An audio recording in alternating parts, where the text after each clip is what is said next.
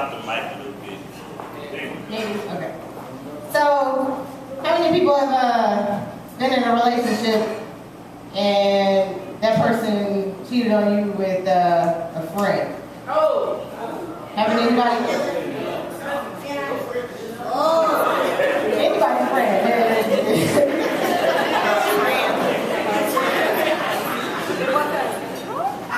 Has anybody been falsely accused of sleeping with their friends' significant others?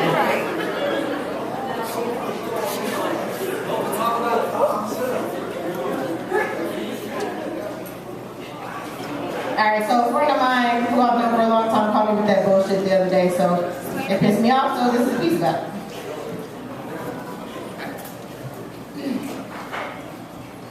I can't believe we've been friends for over 20 years when I'm only 23. Or that I've confided information into you that I don't even disclose to God, let alone members of my own family, and all of that deserves a phone call saying that you're looking at entering 2011 without your man or me. Looking at ending 2 major relationships in your life because of your mind's insecure, tall-tale possibilities. And I don't find as many things as appalling as answering the phone, glad to hear from a friend, just to have the verbal exchange begin with, "Are you attracted to my boyfriend?" You sounded stressed. Sounded like you've been crying, contemplating how to address a situation that I think we both know is bullshit. So, I can't help but to recall your confessions of feeling inferior to me. Feeling that you pale in comparison to my hips and curves. Then you tried to gain leverage by bringing up your ex liking me. And though you know that I never gave him a shot, I still get to see how the tables have turned.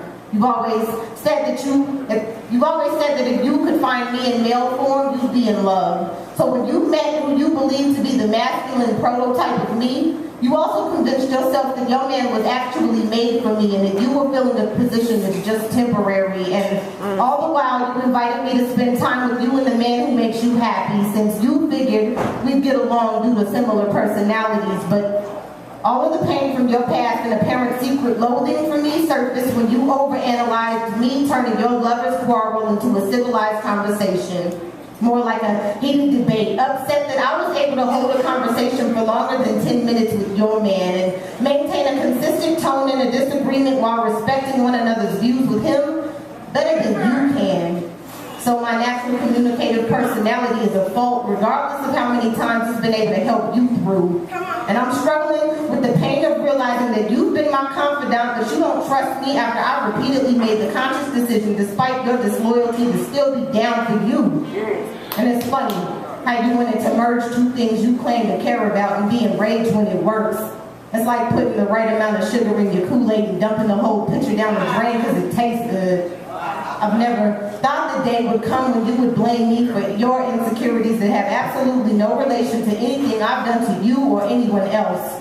So my suggestion to you is to take what you think are my errors from up under the microscope and turn the mirror on yourself. You've seen 2 decades of my integrity and strong character that speak for themselves, so you know I've never been trifling or sneaky. When it's too late to pick up traits like that at this age, and I won't at this stage in my life, won't compromise who I claim to be over a nigga. Let it be long-term commitment or fly by night, and I'm not going to be brought down by a loved one any more than I'd be able to lose my footing over a stranger. My suggestion to you, conquer the fear and pain that you harbor and stop sabotaging yourself. Know that I love you, but if you feel as though I'm questionable and our season has run its course as of 2010, let the leaves fall, and I look forward to watching my new seasons bloom without you.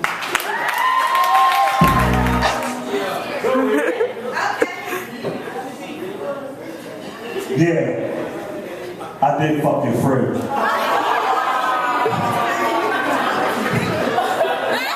But the truth be told is that you had always turned your back when she would let me in, and the truth is that she's so much like you, I had a problem deciphering the 2. Oh, okay. And it's not my fault that she would listen when you had a closed ear. I didn't want to become close to her like I did, but she is your friend, and she carries a lot of the same traits that you do. So therefore, I found comfort in her the same way I did when I met you. And yeah, I might have been wrong. But then again, hell, I might have just chose wrong from the beginning. I'm not saying that she was wrong for finding a relationship in something that wasn't set from the beginning. And yeah, I'm not going to make it seem like what we did was right. But when you didn't answer your phone, it was your friend who picked up that night. And I just needed someone to talk to. And when the loving fell short, she gave me something to hold on to. And it was your friend. I understand. The concept of it is wrong, but what was I supposed to do when you can't get over your own problems and you too busy focused on you to realize that we're separated between the two? And then there was the three, which made a perfect relationship between me, you, and she. So, therefore, I would fuck your friend in the late nights where conversations of ours used to be. I would make love in conversations of us where we used to be. And the truth be told is that your friend wasn't actually a different woman. It was just not the woman you intended to be. So therefore, I often fucked your alternative personality. That's the truth. Did y'all not get the alternative personality when the same woman that did all that shit? Boo on y'all. See, I'm so bitter. The man was actually having sex with her alternative ego because she was, and then alternative ego, alter ego. It's the same thing, alternative. What I'm saying is this. No women at the house. Quit thinking you need to be married maid all the goddamn time. Because the man, we love that shit, don't get me wrong, make a good house. But if you can't flip that shit and be a freak and sometimes be his best friend, then you might as well give him to your best friend. That's my